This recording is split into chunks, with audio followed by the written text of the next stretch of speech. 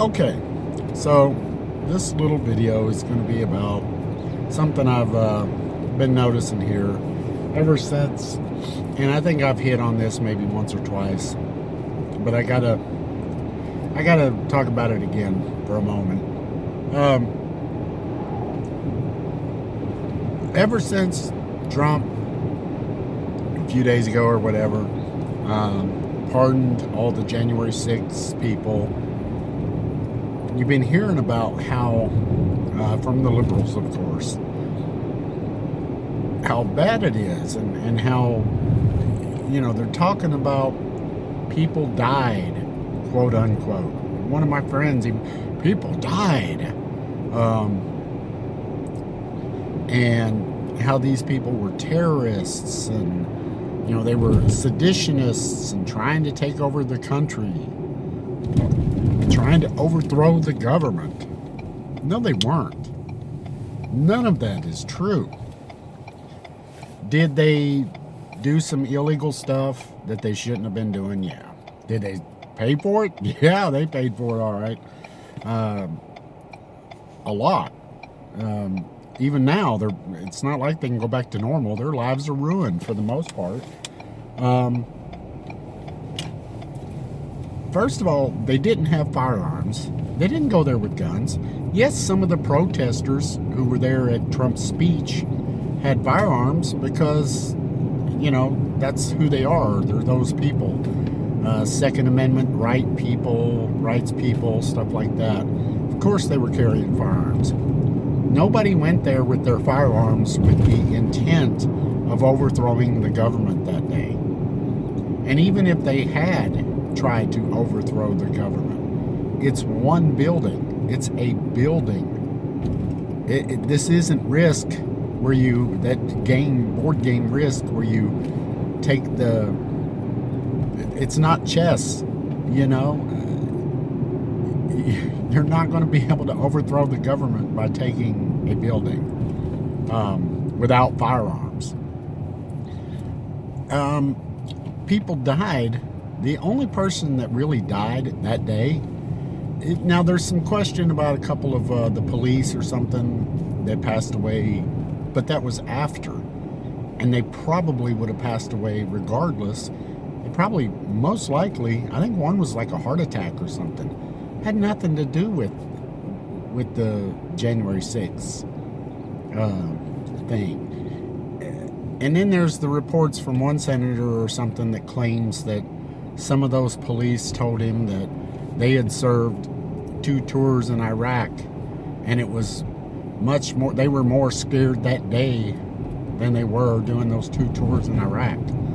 Bullshit. I'm going to call bullshit. Either that senator or official or whatever is flat out lying, or those guys that did those tours were supply clerks or something in Iraq. You can see the footage. There's tons of footage where the January 6th guys are walking through the Capitol and stuff, and security is standing aside and things like that. Was there some pushing and shoving? Yes. Was there, somebody threw a fire hydrant, or not a fire hydrant, but a fire extinguisher? That police officer, I believe, later died, but it wasn't from a result of being hit on the head by that. It didn't even put him down that day. He died days later or something, or supposedly from some sort of complications. He had a disease or something.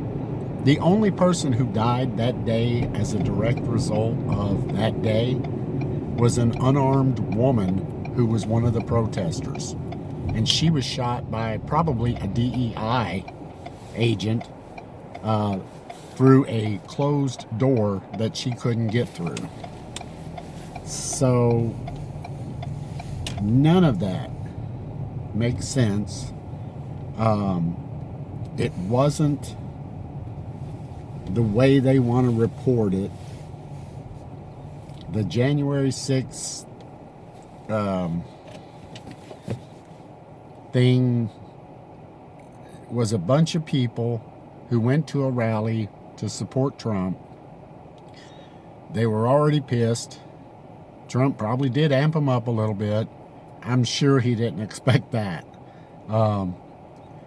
And it was something that got out of hand. And people got arrested. People got charged, rightfully so. People went to jail, rightfully so.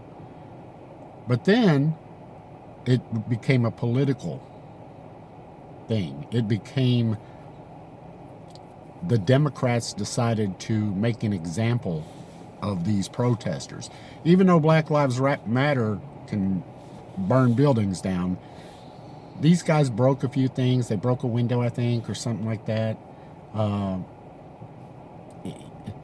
No, it wasn't like what they're saying. Research it for yourself. Look at it. Don't just listen to MSNBC. You will get a perspective that is far left. Same as Fox, far right. Don't be lazy. Do a little research. It was something that shouldn't have happened. It wasn't. It wouldn't have even been all that bad except for that woman dying as a direct result. She was shot, an unarmed woman.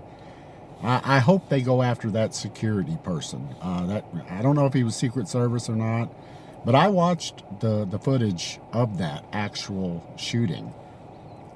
That man had his finger on the trigger when he shouldn't have, and that was a Glock. They need to really research that and look at that and take that medal away from him that the Biden administration gave him and see where he failed. I'm quite sure most of your firearms instructors, even police firearms instructors, are going to look at that video and go, he should not have had his finger on that trigger. And there was no reason for him to shoot through a door. I think he accidentally shot. He had his finger on the trigger. He was scared. Maybe he was one of those guys that said he was more scared than he was in Iraq. I don't know. But anyway, tell me what you think. I'm glad that these guys got pardoned. It should have never happened. It was a political thing to throw your political... They were political prisoners is what they were. Like, share, and subscribe. Stay safe and be safe.